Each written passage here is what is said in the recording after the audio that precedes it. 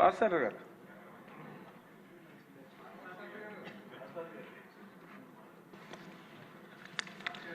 ధన్యవాదాలు అధ్యక్ష.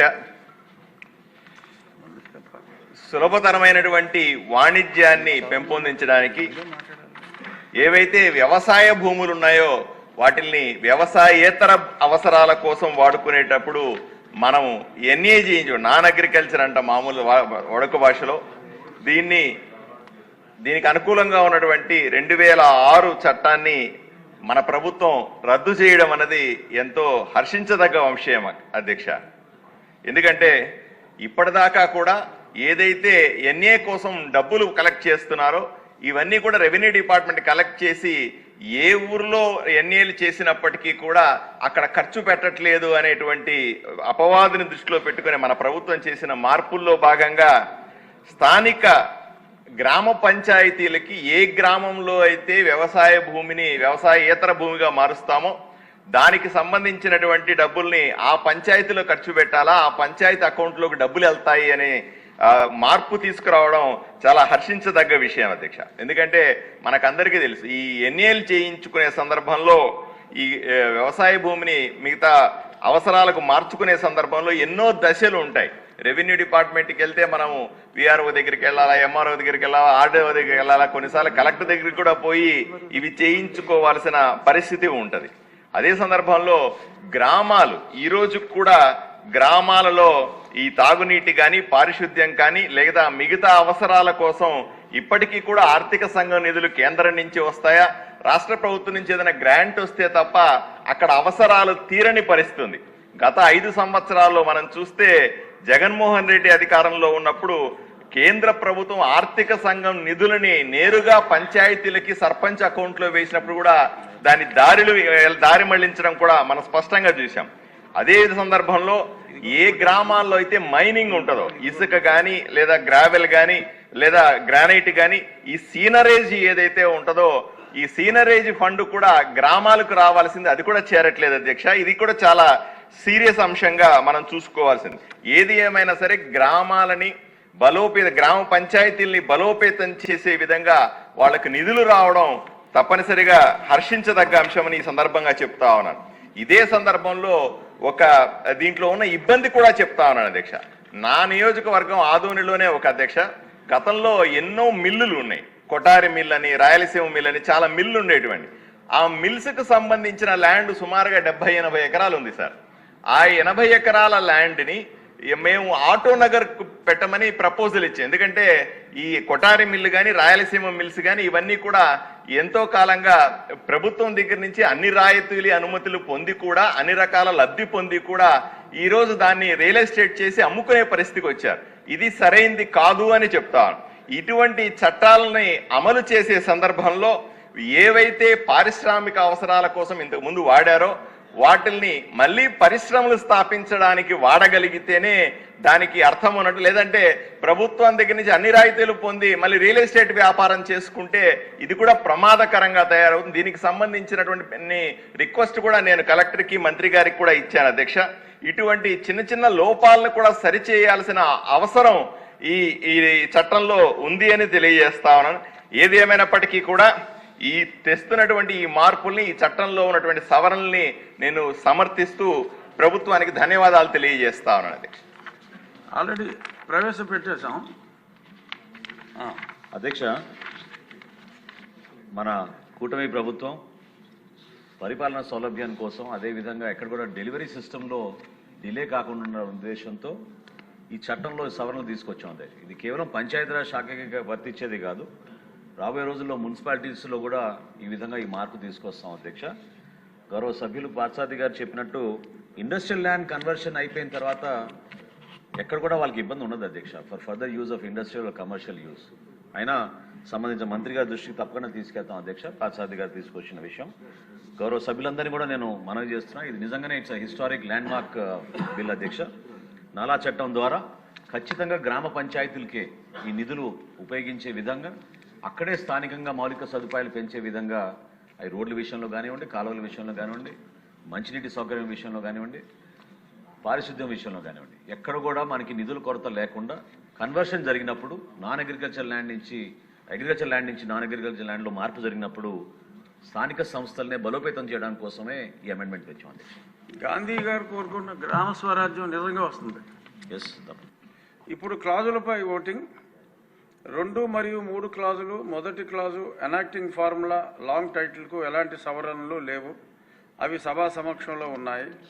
ఇప్పుడు విషయం 2 మరియు 3 క్లాజులు. మొదటి క్లాజు ఎనాక్టింగ్ ఫార్ములా లాంగ్ టైటిల్కు సుముఖంగా ఉన్నవారు అవును అనండి, వ్యతిరేకంగా ఉన్నవారు కాదు అనండి.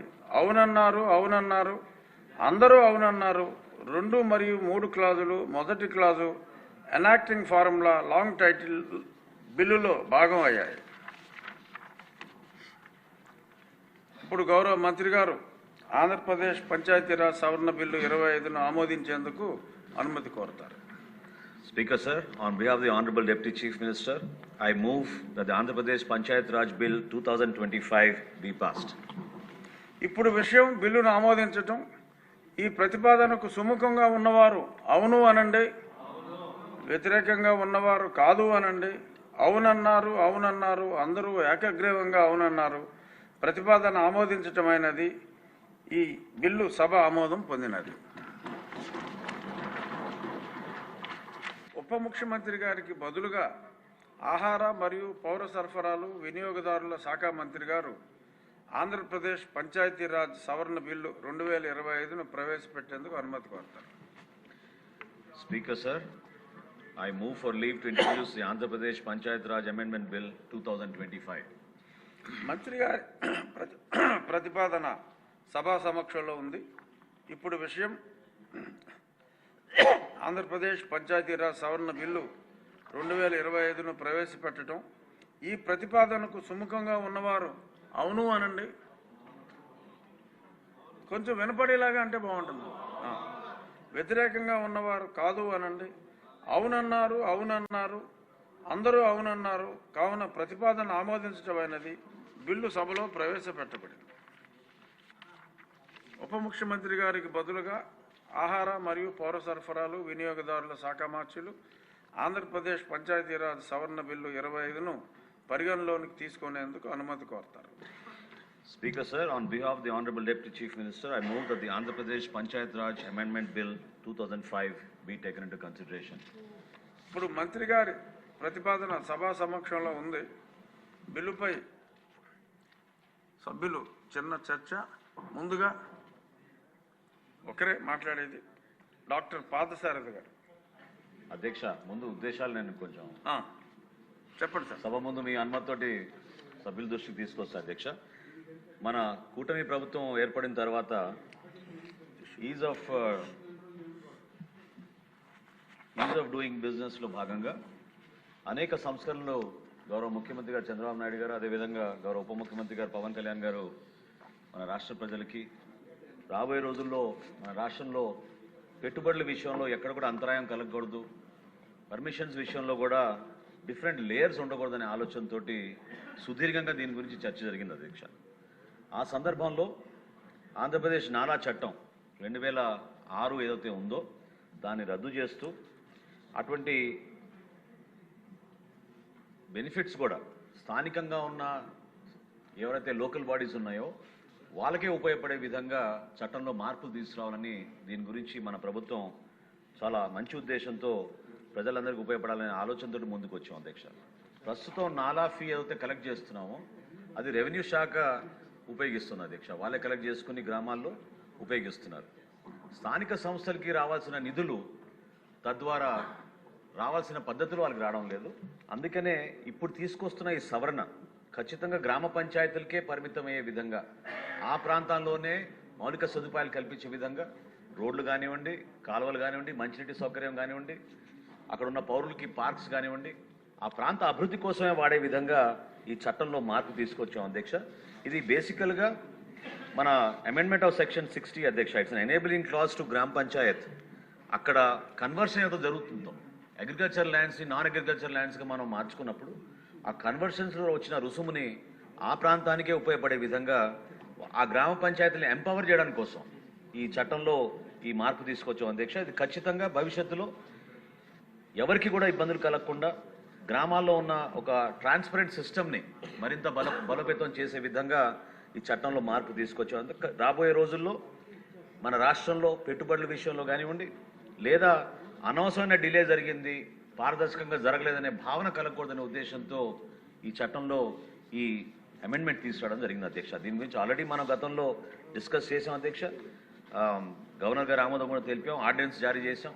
ఆ ఆర్డినెన్స్ రిపీల్ చేస్తే ఇప్పుడు మన చట్టంలో ఈ రోజు మన గౌరవ శాసనసభ్యుల ముందు ప్రవేశపెడతాం అధ్యక్ష. ఇప్పుడు విషయం ఆంధ్రప్రదేశ్ పంచాయతీరాజ్ సవరణ బిల్లు 25ను పరిగణలోనికి తీసుకోవటం. ఈ ప్రతిపాదనకు సుముఖంగా ఉన్నవారు అవును అనండి. మీరు ఆగండి సార్, ఇది అయిన తర్వాత తొందరొద్దు. సుముఖంగా ఉన్నవారు అవును అనండి. ఇది చాలా చరిత్రాత్మక బిల్లు, కొంచెం గట్టిగా అవునంటే. వ్యతిరేకంగా ఉన్నవారు కాదు అనండి. అవునన్నారు, అవునన్నారు, అందరూ అవునన్నారు. ప్రతిపాదన ఆమోదించడమైనది. బిల్లు పరిగణలోనికి తీసుకోబడింది.